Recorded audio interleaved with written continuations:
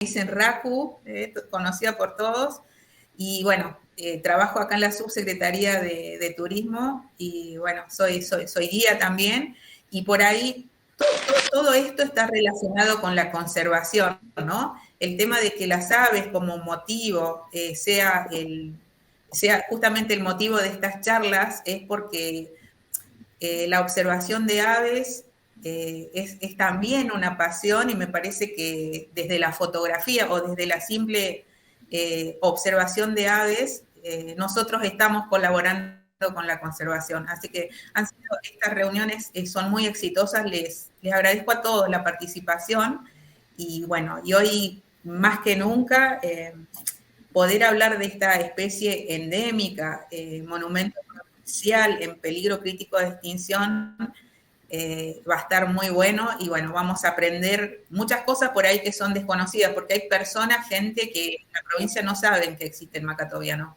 aunque los esfuerzos que hacemos todos los que estamos vinculados de una u otra forma, eh, eh, es como que no es una especie muy conocida, y sobre todo la situación que está atravesando. Así que, Lali, cuando quieras, te escuchamos. Yo voy a seguir admitiendo gente. Bueno, grandioso. Bueno, gracias a todos entonces por conectarse.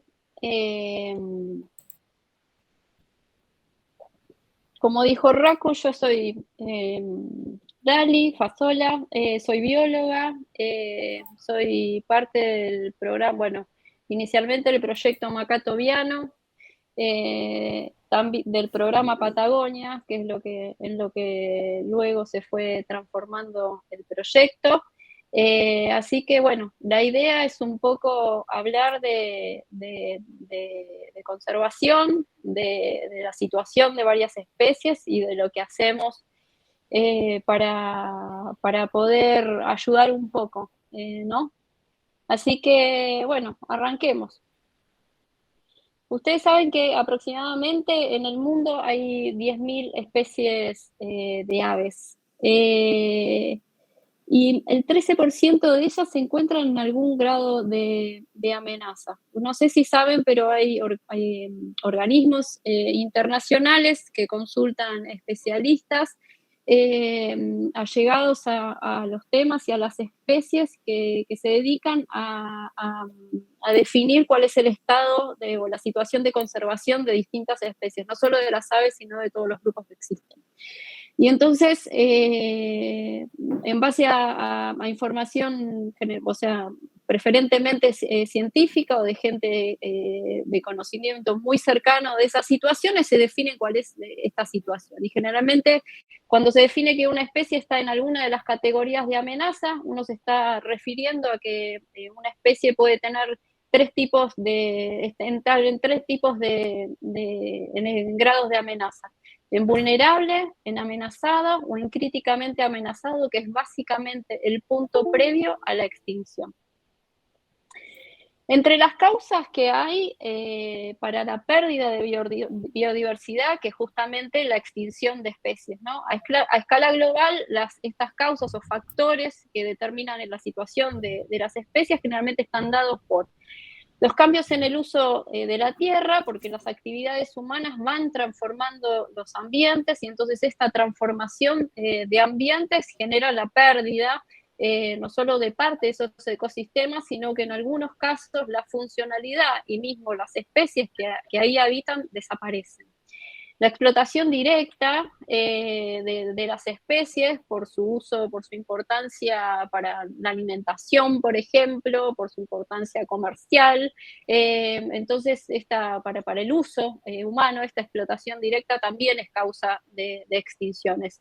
El cambio climático también genera cambios en las condiciones y obviamente cambia las reglas de juego para muchas especies. Entonces muchas especies perecen tratando de enfrentar estas situaciones.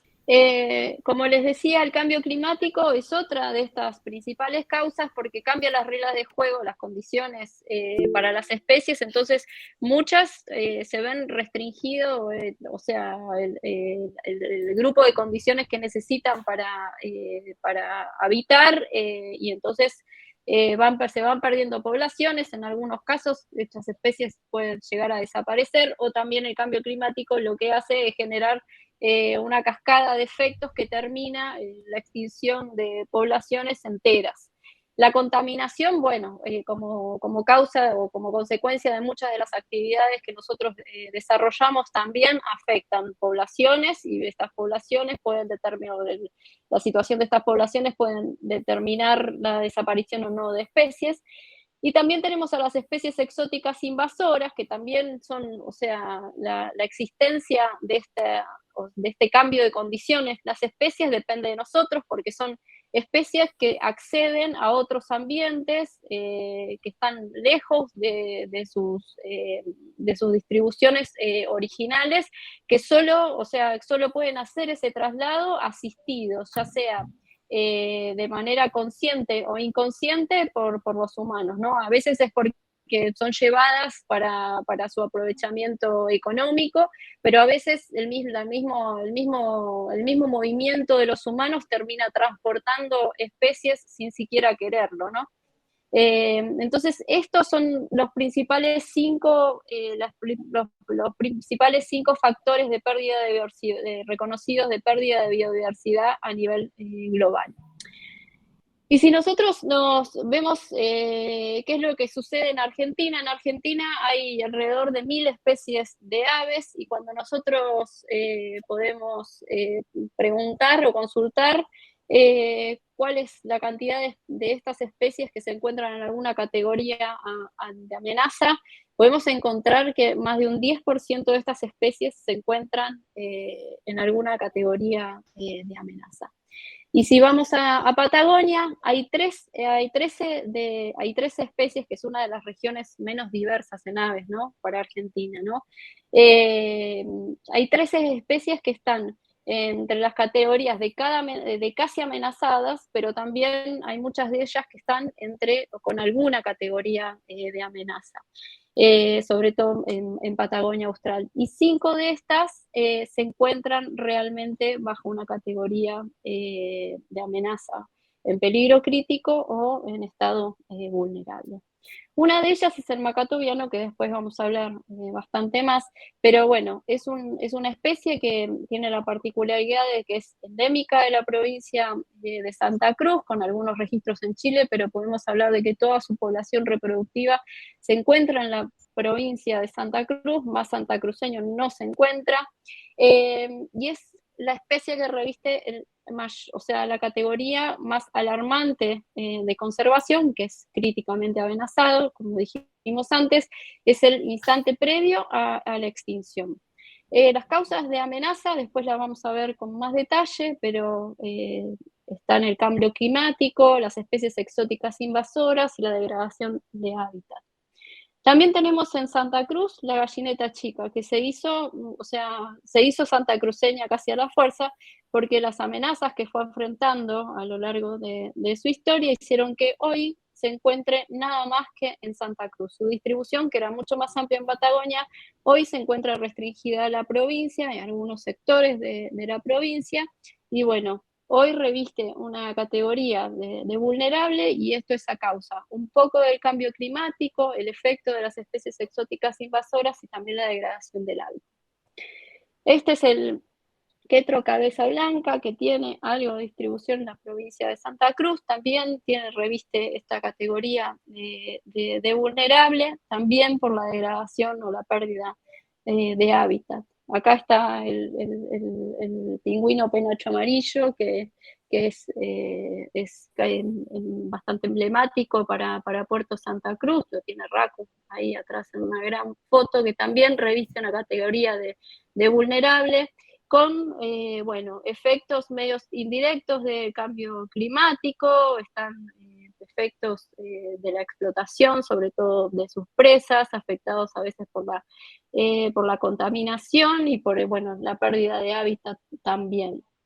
En este caso, el aguilucho cola rojiza, un poco por pérdida de hábitat, pero se cree que más por la caza, reviste esta situación de vulnerable. Las aves rapaces generalmente son mal vistas, sobre todo porque siempre ¿cómo se dice? La gente, bueno, piensa que ataca gallinas, corderitos, o sea, son enemigos sobre todo las personas del ámbito rural, así que, bueno, la caza de estos bichos, ya sean culpables o no, es muy común, es como una caza por venganza, por así decirlo. Y también está el pato de los torrentes, que es otra especie que vamos a hablar brevemente después, que se encuentra amenazada a nivel nacional, sobre todo la subespecie que es patagónica, a causa del cambio climático, un poco del cambio del uso de los ambientes que habita, y también por las especies exóticas invasoras. Y por último, les cuento del chorlito ceniciento, que también se encuentra con una categoría de en peligro a nivel nacional, y que, bueno, el cambio climático está haciendo que la disponibilidad de hábitat para esta especie también vaya en reducción. Así que esos son como los casos como más emblemáticos, y según fueron escuchando, hay muchas de estas causas que se van repitiendo en varias especies, ¿no? Obviamente, como estas especies están dentro de una misma región, lo que significa el cambio, o sea, el significado que le ponemos al cambio climático, la identidad de esas especies exóticas, las causas de pérdida del hábitat, o sea, son comunes a estas especies. Pero bueno, como estamos hablando de las aves como un recurso turístico, o sea, cuando yo empecé, yo vengo del mundo de los mamíferos, así que cuando empecé a acercarme a las aves, la pregunta de Lali era, ¿cómo van a ser las aves un recurso turístico? ¿No? Alguien que era un completo outsider de este mundo, y que con mis deformaciones un poco profesionales. Las aves eran algo que se estudiaba, eran algo del medio natural, pero bueno, cuando empezamos a pensarlo en eso, bueno, mi pregunta era así, y la respuesta de los observadores de aves era esta.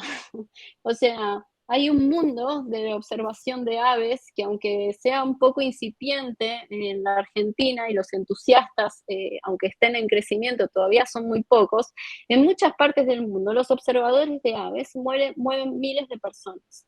Y esto es así. Muchos, bueno, por ahí algunos, acceden a la región patagónica y vienen a buscar las especies de las que yo les estuve hablando. Así que algunas de estas personas vienen, por suerte en Argentina, más y más observadores de aves están empezando a moverse, y todo esto genera un turismo de observación de aves. Estas personas no solo buscan las aves que nosotros estamos cuidando, sino que son perfectamente conscientes de que para ver las aves que ellos están buscando, necesitan buscar ambientes en perfectas condiciones, o por lo menos en buenas condiciones. Entonces, si uno piensa esto de qué loco, toda esta gente, bueno, ¿cuántos serán? Bueno, la Sociedad para la Protección de las Aves en el Reino Unido tiene más de 1 millón de socios. Es un montón de gente. Mientras que Aves Argentinas tiene 3.200 socios, bueno, un montón de seguidores en las redes, y esperemos que cada vez seamos más. Pero la verdad es que estamos siguiendo tendencias crecientes, y no sé si algún día llegaremos a la RCPB, pero la verdad es que podemos ver que en otros lados el desarrollo de esta actividad mueve un montón de gente. Lo mismo para Chile, aunque no tengo los números. Y si ustedes ven, hay empresas, bueno, en este caso una que tiene lugar ahí en Puerto Deseado, que fomenta este tipo de actividades, o sea, demostrar las maravillas naturales que se encuentran en los rincones de nuestro país. Así que hay gente que está apostando realmente a este tipo de turismo. Y quizás la gente que llega ahí se encuentra con una nueva actividad, con una nueva manera de observar la naturaleza. Y no solo son empresas que se dedican al turismo, pero también empresas que se dedicaban quizás a otro tipo de actividades, ya sea como más tradicionales en relación a la ganadería y después a la pesca deportiva. Bueno, a medida que ven que la gente llega a la provincia de Santa Cruz buscando determinadas especies, bueno, dicen, bueno, quizás podemos recibirlos, quizás podemos ofrecerle esto de que lleguen, de facilitarles llegar a los lugares para ver las especies que estas personas quieren ver. Y entonces de esa manera se van involucrando con esta actividad de observación de aves, y acá muestro 3 ejemplos porque son estancias con las que hemos estado relacionadas por el trabajo el tipo de trabajo que nosotros desarrollamos y los lugares por donde nos movemos. En particular destaco la angostura porque esos juncales hermosos que se ven ahí es donde habita una de las poblaciones más saludables de gallineta chica que quedan en la provincia de Santa Cruz. Y es una estancia que ha de alguna manera abrazado a los observadores de aves que venían buscando esta especie que casualmente se redescubrió porque se pensó extinta durante un montón de tiempo en la década del 90, y a partir de ahí, bueno, mucha gente llegaba a la estancia, a una estancia que estaba recibiendo turistas para hospedarlos, pero de pronto empezaron a ver la afluencia de gente que solo quería venir a ver a este animal. Entonces, de esa manera se fue involucrando en las cosas que hay que hacer para protegerlos, y entonces en este momento estamos trabajando en una serie de actividades de manera más estrecha para poder maridar estos lugares, en este tipo de lugares, las actividades productivas que venían desarrollando, quizás con algunos miramientos, algunas adaptaciones a algo un poco más amigable a la conservación, y bueno, al mismo tiempo conservar ambientes o pedazos de ambientes para estas especies. Y bueno, los observadores de aves también son muy buenos registrando cosas. Toda la historia de la observación de la gente que observa aves han registrado qué especies, cuántas, dónde, qué fecha. Esta información es valiosísima desde el punto de vista de la ciencia. Ahora se le ha dado un nombre a este tipo de datos colectados por gente, no quiero decir gente común, sino que gente que por ahí se dedica a otras cosas y que no se dedican al ámbito académico específicamente, pero todo esto se le ha dado el nombre de ciencia ciudadana. Entonces, toda esta información que es recabada, quizás de manera, porque son alentados a hacerlo de una manera estructurada o porque lo hacen por motivaciones propias, toda esta información puede ser aprovechada para la ciencia. Entonces, cuando tiene su origen bueno, en esta comunidad, se habla de ciencia ciudadana. Y si ustedes pueden ver acá, hice una captura de pantalla de las listas. Bueno, ahora los observadores de aves, está súper difundida esta plataforma que se llama IBER, y donde todos los observadores van registrando listas en donde ponen las especies que ven, los distintos lugares, a veces con algunos detalles más, pero esto permite tener un registro propio de las especies que se pueden ver, te permite ver dónde está la especie en la que vos tenés interés para poder trasladarte a esos lugares y poder ir a buscar esa especie que vos tenés ganas de observar. Además te va definiendo te va generando curiosidad sobre algunos lugares en los que determinados grupos de especies son más frecuentes ver, entonces generan movilización de gente que va siguiendo los registros que aportan otras personas. Entonces es una comunidad donde se comparten datos que sirven tanto a la gente que observa aves, pero también a la gente que hace ciencia. Acá les quiero mostrar que simplemente hay la información, ¿no? Una de las tantas maneras que la información que se puede obtener de eBird, porque es una manera que se puede acceder a esta información de manera muy fácil, pero podría estar consultando a observadores de aves de manera personal, ¿no? Pero bueno, ¿cómo se puede hacer ciencia? Porque se pueden hacer análisis de asociaciones ambientales que tengan las especies, comportamientos temporales, espaciales, muchísimas cosas. También se pueden tomar decisiones. Toda esta información analizada puede ayudarte a tomar decisiones de manejo, te pueden ayudar a definir políticas territoriales en los lugares. Acá simplemente es un ejemplo de cómo los registros de los observadores te pueden ayudar a modelar la distribución de las especies cuando uno empieza a mezclar esta información, este tipo de información con información de los ambientes, de las condiciones climáticas de las distintas localidades y demás, y eso te puede llevar a combinar todas esas informaciones y bueno, quizás fijarte en Santa Cruz cuáles son las áreas donde la mayor concentración de especies se pueden encontrar, y entonces eso por un lado te puede decir quizás dónde es prioritario impulsar la creación de áreas protegidas o dónde impulsar ciertas restricciones o donde impulsar, bueno, que ciertas actividades se desarrollen o no. O sea, esto puede ser de muchísima utilidad en muchísimos campos. Pero bueno, si las especies, si las aves son un recurso turístico, entonces acá tenemos también un fundamento más para comprometernos en la conservación, ¿no? Porque como los recursos hay que cuidarlos. Entonces, esto me da pie para empezarles a contar del proyecto Macatoviano, que es una de las cosas que RACU me propuso que haga hoy. Como les dije antes, el macatoviano está en una situación crítica. Está al borde, o sea, puede ser que está como a un punto antes de la extinción porque quedan entre 750 y 800 individuos en Santa Cruz y esto significa que son los que quedan en el mundo, porque como dijimos, era santacruceño. Es una situación realmente muy delicada.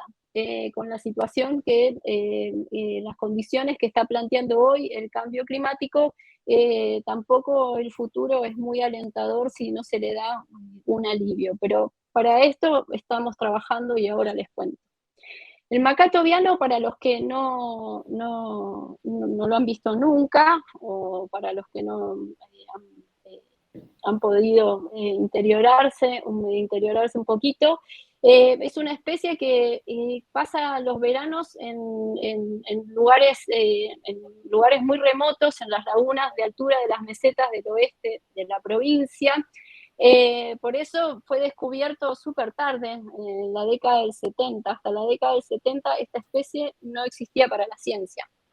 Así que pasa los veranos en esos lugares como súper remotos.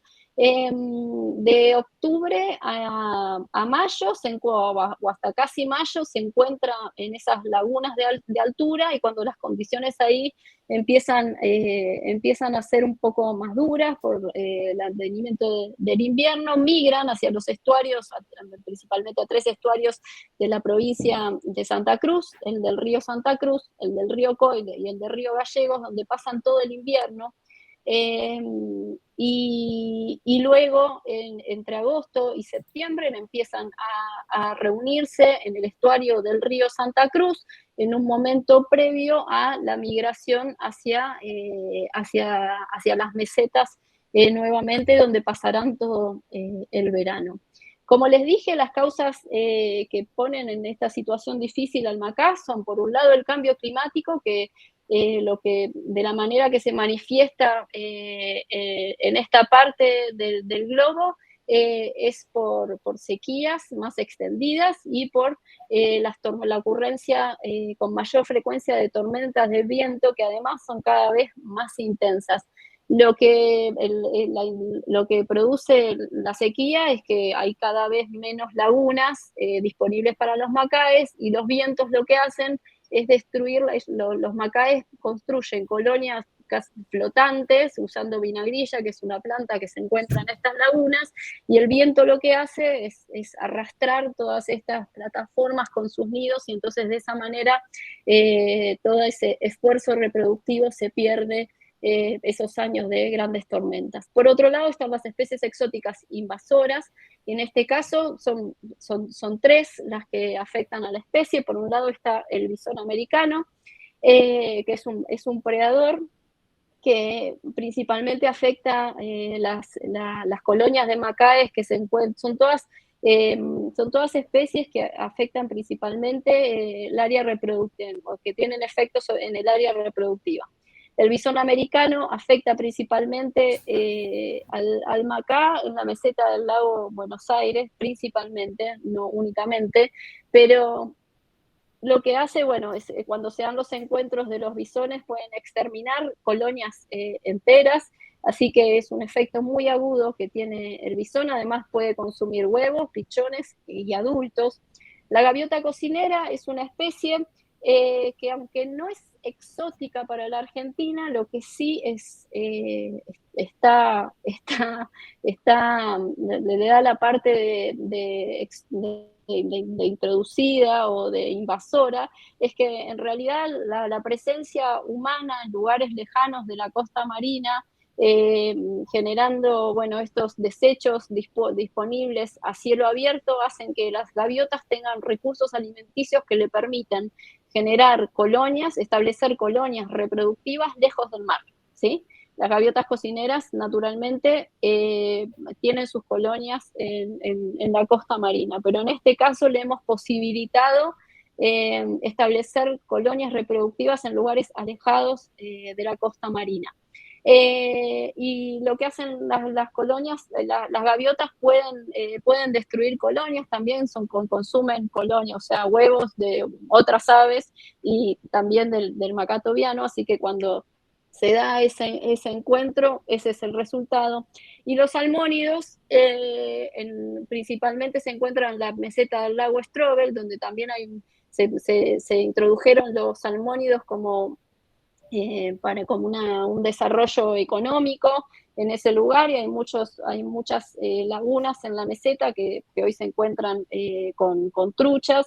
Muchos establecimientos en la meseta también hacen un aprovechamiento de esto de manera de fomentar la pesca deportiva, pero la verdad es que hay muchísimas lagunas que están estoqueadas con salmónidos que no son de importancia para la pesca deportiva, y que son lagunas perdidas para los macaes. Así que un poco los salmónidos operan entre especies exóticas, o sea, como un efecto de especies exóticas, pero como una parte de pérdida de hábitat, porque lo que pasa con los salmónidos es que cambian las condiciones de las lagunas en las que están, y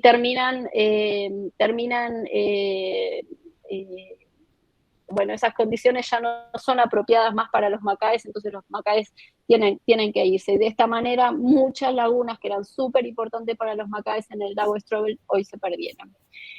Y otra de las razones de cómo la pérdida, otra de los ejemplos de cómo la pérdida de hábitat puede afectar a los macaes, bueno, las estamos esperando después de la construcción de las represas sobre el río Santa Cruz, ¿no? Como les dije, en el estuario del río Santa Cruz, los macaes se reúnen en un momento muy clave, que es previo a la migración de vuelta a las lagunas reproductivas.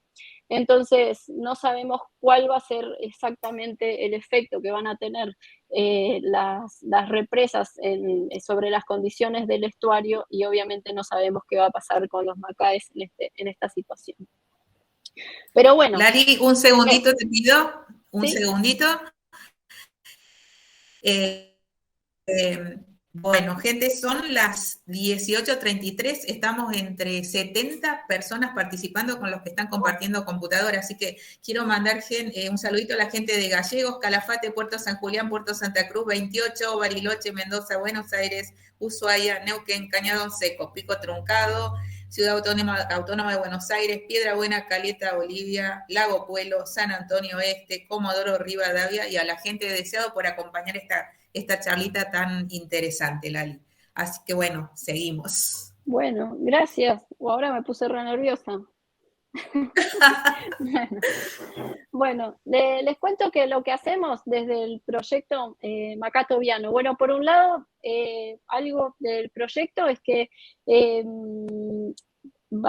todo lo que hacemos tratamos de basarlo en investigación.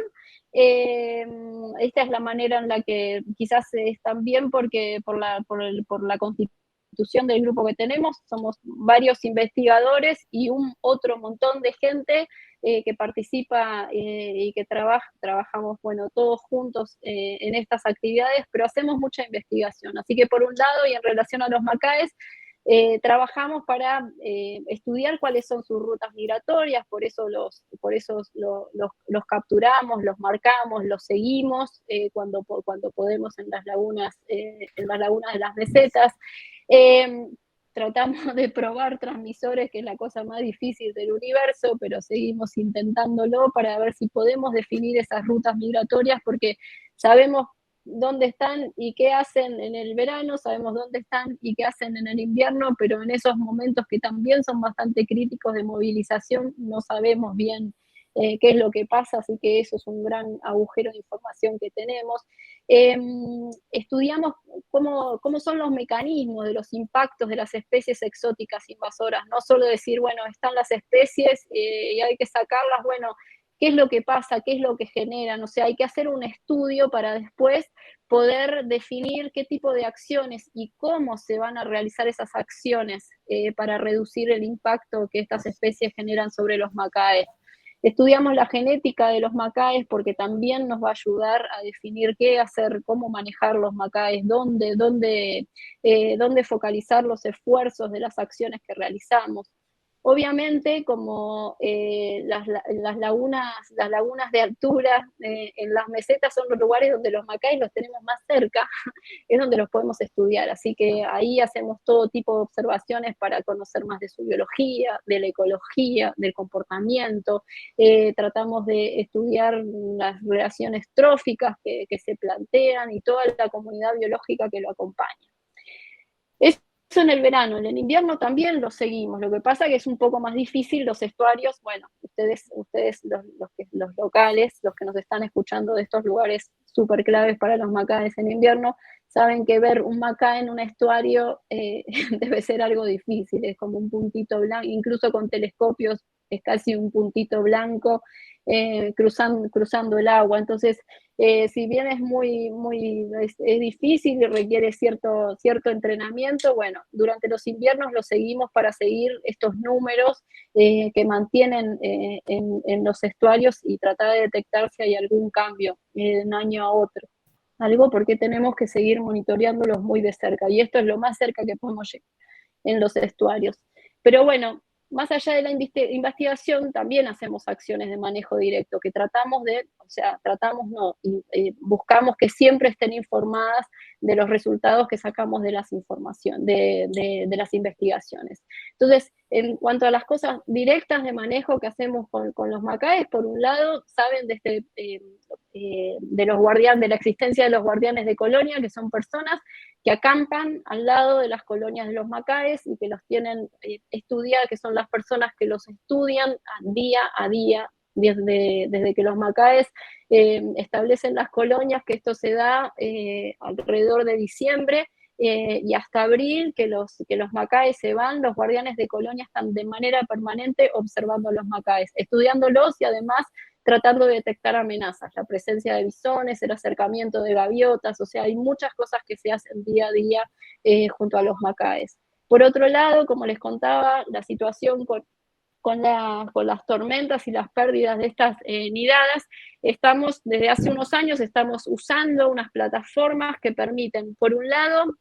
incentivar a los macaes para que formen sus propias plataformas, incluso que nidifiquen arriba de estas plataformas que les ponemos, pero además la manera en la que disponemos estas plataformas, que seguimos aprendiendo de cómo hacerlo, intentamos que esto también ayude a romper el oleaje durante las tormentas más fuertes para que las colonias de los macaes puedan resistir un poco más estos periodos de vientos fuertes. Y por otro lado tenemos el programa de cría ex situ, que no les conté, pero los macaes en sus nidos ponen 2 huevos y en el 98% de los casos solo crían uno de los pichones que salen de los huevos. Entonces lo que nosotros hacemos es recuperar uno de esos huevos, llevarlos a nuestra estación de cría, ahí incubarlos, y pasarlos a las nacedoras y tratar de que esos pichones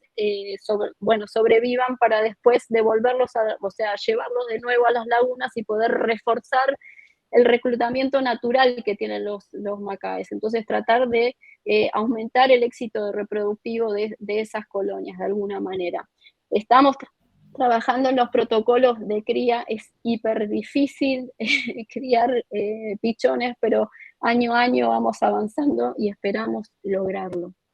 Por otro lado, trabajamos sobre reduciendo el impacto de las amenazas, no solo directamente sobre los macaes, pero también manejamos el impacto de sus amenazas.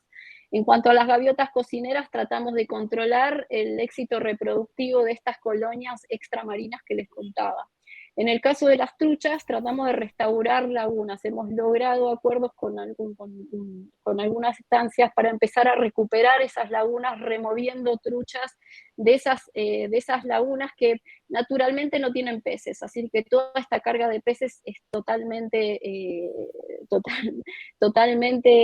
novedosa para estos sistemas que no saben cómo metabolizar la presencia de estos bichos, que además, de estos vertebrados, que además están de manera a año completo, ¿no? De otra manera, incluso las aves durante el invierno se van de estas lagunas, pero bueno, las truchas quedan a año completo. Así que lo que hacemos es remover estas truchas y también estudiamos cómo van cambiando las condiciones de las condiciones limnologicas de la laguna post-remoción.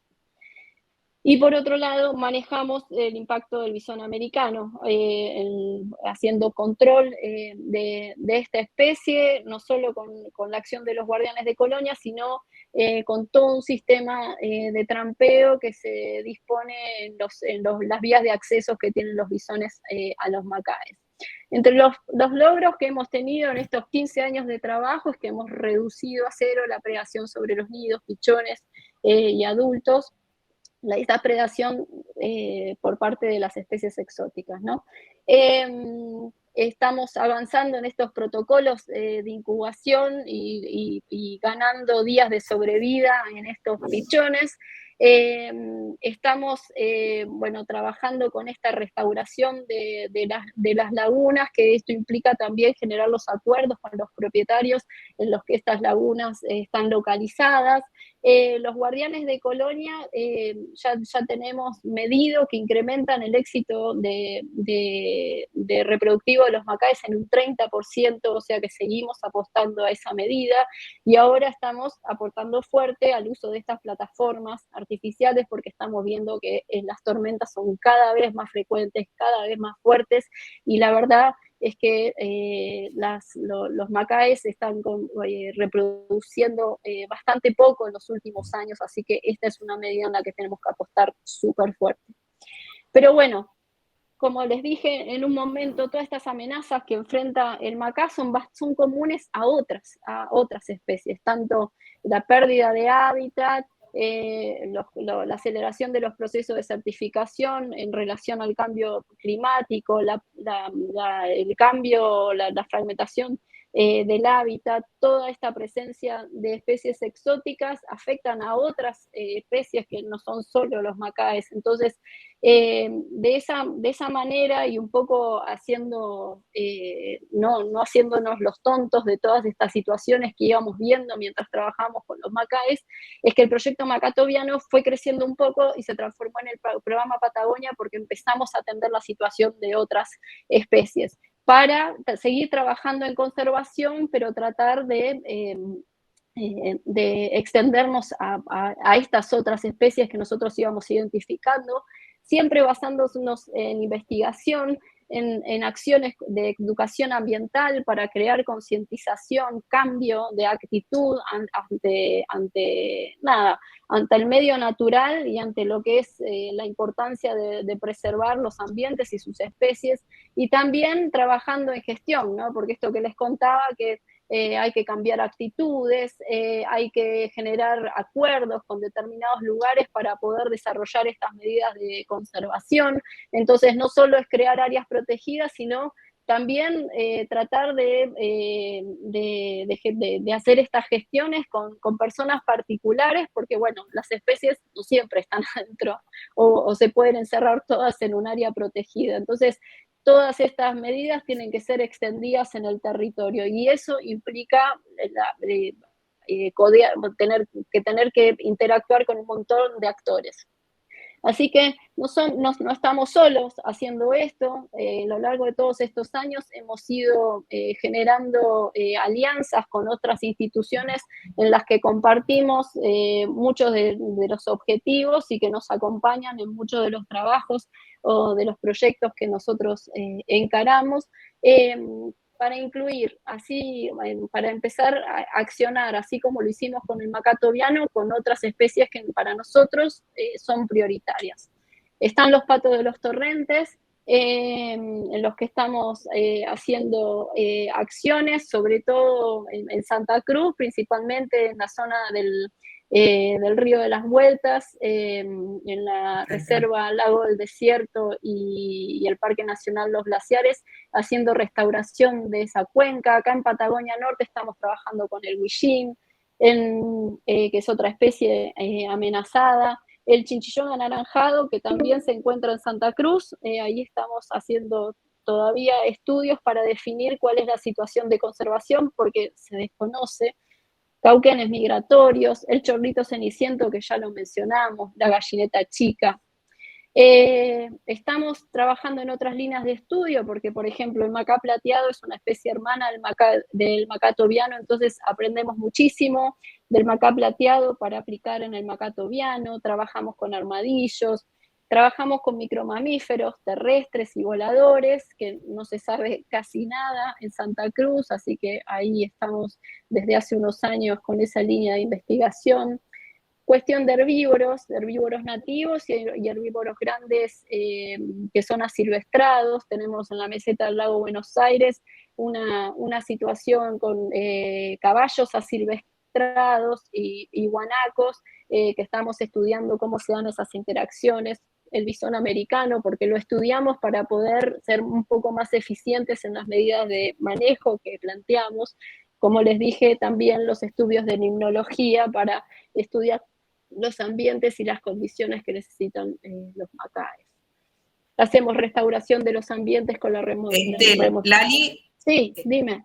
Lali, estamos a 10 minutitos del cierre. Yo sé que tenés ocupaciones, pero nosotros, si quieren, seguimos en otra sala debatiendo un poquito lo que Lali nos cuenta, ¿les parece?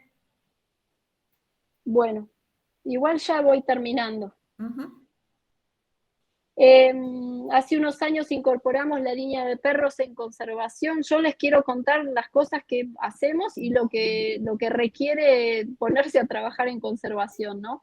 Los perros en conservación nos ayudan un poco para asistir la detección de los bisones, también la detección de los huillines, que es una especie que, a contraposición del bisón, queremos buscarla para estudiarla todavía. Y estamos incursionando en el tema de los perros protectores, porque, bueno, también atendemos cuáles son las realidades de los productores y estamos tratando de encontrar soluciones o de aportar a soluciones o difundir soluciones para que las prácticas de manejo ganadero sean un poco más acordes a los estándares de conservación que nosotros creemos que están bien. También tenemos, o sea, en los momentos que podemos, tenemos acciones con la comunidad, sobre todo en el proyecto de restauración del Río de las Vueltas. Nos puso en un mano a mano con una comunidad comprometida, así que ahí se dan muchas actividades con gente incluso del pueblo que se involucra hasta en los chequeos de trampas y demás. Como les contaba, el tema de educación ambiental es súper importante para nosotros, así que esta es una de las primeras cosas que se empezaron a hacer en torno al proyecto Macatoviano y que continúan. Así que son muchas actividades que aprovechamos cuando tenemos la oportunidad de acercarnos a las escuelas y cuando se dan las condiciones, tratamos de llevar a grupos de chicos a que se acerquen a los Macaes, así que ahí hay un ida y vuelta interesantísimo. En Patagonia Norte también hacemos cosas en torno al Huillín, también involucrando a la comunidad.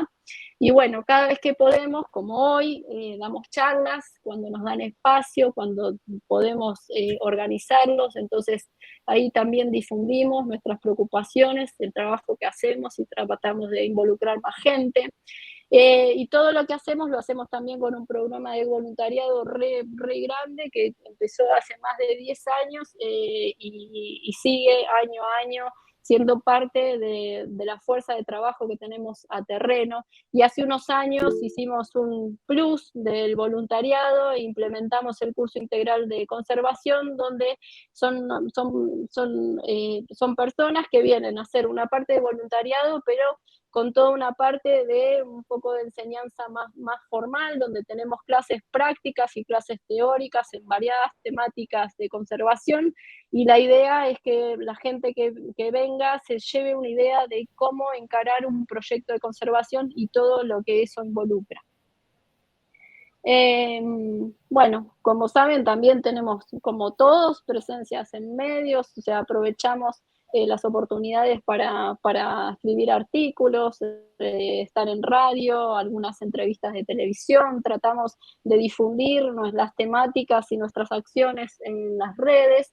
Como les dije, muchos de nosotros venimos del lado académico, así que también hay una producción académica que acompaña todas estas investigaciones que les fui comentando, no solo en el macá, sino en las otras especies. Y en Santa Cruz tenemos una base de operaciones, que es la Estación Biológica Juan Mazar Barnet, que es ahí donde nos visitó Raku y donde estuvo Raku con nosotros todo ese mes que participó con nosotros, que está en la ladera sur de la meseta del lago Buenos Aires, así que ahí tienen lugar las clases del curso de conservación, pero también tenemos algunos laboratorios, está la estación de recría y bueno, toda la base de operaciones que le decimos. Y bueno, somos un montón de personas trabajando en el proyecto y también hay un montón de instituciones, organizaciones y empresas que nos aportan para que nosotros podamos seguir trabajando por la conservación de las especies de Patagonia y sus ambientes. Bueno, ahí termino. Me parece que fui a 2000 por hora, creo. Qué lindo. Sí, pero bueno, se pudo hacer un pantallazo general de todo el gran laburo que vienen haciendo desde, ay, estoy emocionada, desde el proyecto y desde el programa. Acá llueven, no sé si los ven, llueven los corazoncitos, los aplausos, o sea, muchos comentarios por el gran trabajo que realizan, ¿no? Y el tema es esto, de que cada uno de nosotros podemos ser generadores de conciencia, dándole un lugar a la gente del proyecto para que seamos cada vez más los que conozcamos y difundamos este gran esfuerzo de conservación.